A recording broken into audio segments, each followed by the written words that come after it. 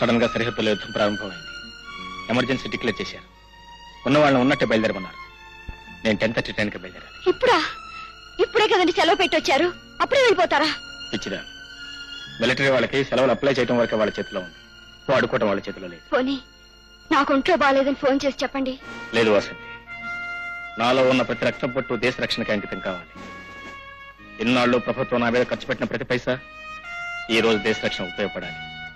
నీకంటే, నాకంటే, మన బిడ్డ కంటే, నా కన్న తల్లి కంటే మాతృభూమి రక్షణ అయిపోతుంది. అదే ప్రతి సైనికుడికి లక్ష్యం కావాలి. అనుకోండి ప్లీజ్. ఏమండి,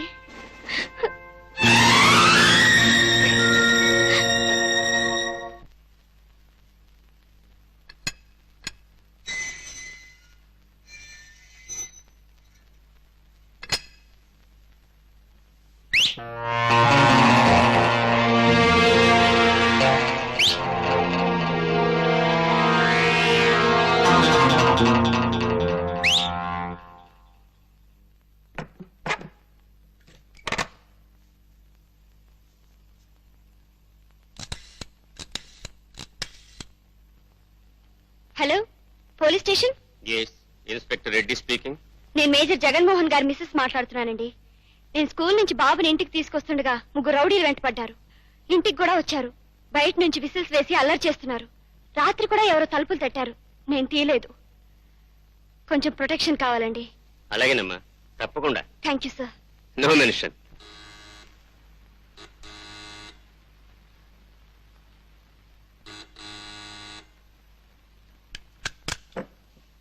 నమస్కారం అమ్మా. రండి. మీకు పోలీస్ రక్షణ కావాలని ఫోన్ చేశారుగా, అందుకే వచ్చాం. రాత్రంతా ఇక్కడే ఉంటాం. మీకు ఏ అనుమానం వచ్చినా అలికిడి తగిలినా మమ్మల్ని పిలవండి. భయపడకండి. తలుపేసుకోండి. అలాగేనండి.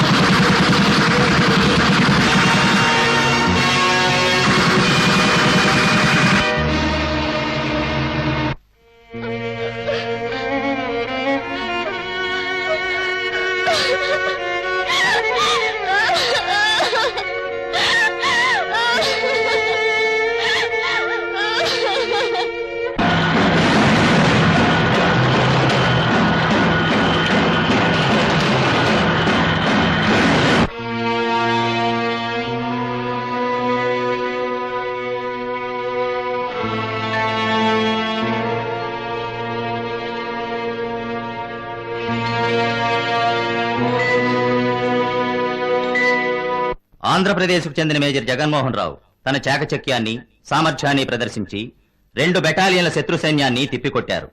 అది తెలుసుకున్న శత్రు సైన్యం వెనుదిరగక తప్పలేదు. అపూర్వ సాహసాన్ని ప్రదర్శించిన మేజర్ జగన్మోహన్ రావుని భారత రాష్ట్రపతి, ప్రధానమంత్రి అభినందించారు.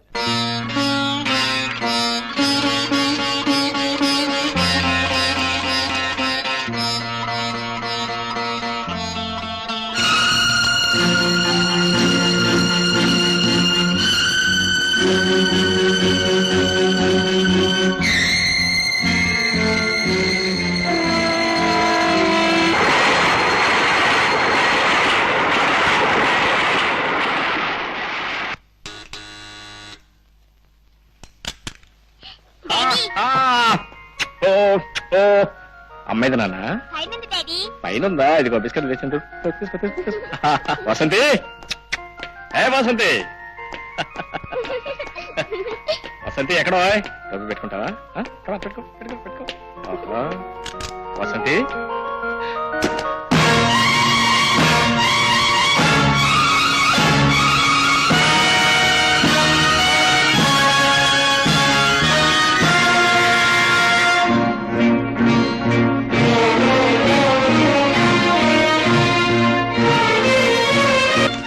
ఏమండి, దేశం కోసం నా జీవితం అంకితం కావాలి అన్నారు. నాలో ఉన్న ప్రతి రక్త బిందువు దేశ రక్షణకు ఉపయోగపడాలి అన్నారు. నిజమే, ఆ దేశం కోసం, దేశాన్ని రక్షించడం కోసం మీరు వెళ్లారు. కానీ ఇక్కడ మీ భార్య బిడ్డల రక్షణ మీరేం చూశారు? దేశాన్ని మీరు రక్షిస్తే మీ భార్య బిడ్డలకు ప్రభుత్వం రక్షణ కల్పించలేకపోయిందే. శత్రువుల మీద దాడి చేయటం కాదు, ఈ దేశంలో ఉన్న దుర్మార్గుల్ని, ఎందరో అభాగ్యుల జీవితాలను నాశనం చేస్తున్న ఈ రాక్షసుల్ని తుట్టుముట్టించాలి. అదే అదే శిక్షణ పొందిన ప్రతి సైనికుడు లక్ష్యం కావాలి.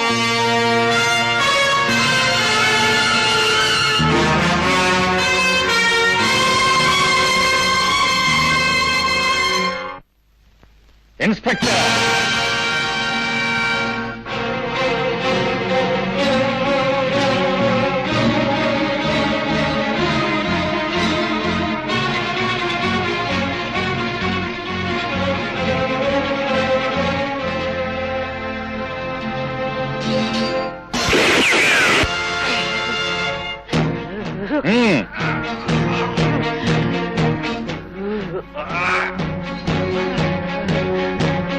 నా భార్య రక్షణ కోరింది, కానీ నువ్వేం చేశావు? నువ్వేం చేశావు? నేను కాదు, మరెవరు?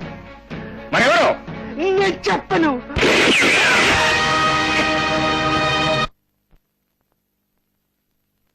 బాధ్యత గల మిలిటరీ ఆఫీసర్ ఇవ్వండి, ఎలా కాల్చగలిగారు? 2 రివాల్వర్లు ఇవ్వండి, చూపిస్తా. వాట్? ఎస్, లేకపోతే ఏమిటి మీరు అడిగేది? కాల్చాను అని నేను చెప్తున్నాను, ఎలా కాల్చగలిగామని మీరు అడుగుతున్నారు. నానా, బాధ్యత గల రక్షణాధికారి చేయవలసిన పని ఇదేనా అని నా ఉద్దేశం. బాధ్యత గల అధికారిని కనుకే 1 నిమిషం కంటే ఎక్కువ శ్రమ అవ్వకుండా కాల్చి చంపాను. లేకపోతే రోజుకో భాగం చప్పున 1 ఏడాది పాటు కోసి కోసి చంపుండేవాడిని. అది ఘనతనుకుంటున్నారా? ఘనతేగా, ఎంత ఎక్కువ మందిని చంపితే అంత ఘనత మాకు. స్వర్ణ పతకాలు, రజత ఫలకాలు, ప్రశంసా పత్రాలు ఇచ్చేది అందుకే. అది అక్కడ యుద్ధంలో. అక్కడికి ఇక్కడికి ఏమిటి తేడా? అక్కడ మాతృభూమిని దోచే వాళ్ళని చంపాను, ఇక్కడ మాతృమూర్తి శీలాన్ని దోచిన వాళ్ళని చంపాను. That's all. సమర్థించుకుని శిక్ష నుండి తప్పించుకోలేవు. అర్థం లేని మీ శిక్షలకు సమర్థన కూడా కావాలా? What? Yes yes your honour. ఎవడో ఒకడు ఒకరిని చంపబోతూ ఉంటే వాడు భయపడి పారిపోతూ ఎవడి కారు కింద పడితే ఆ కారు డ్రైవర్కి ఉరిశిక్ష విధించే మీ న్యాయస్థానాలు, న్యాయశాస్త్రాలు ఉన్నంత వరకు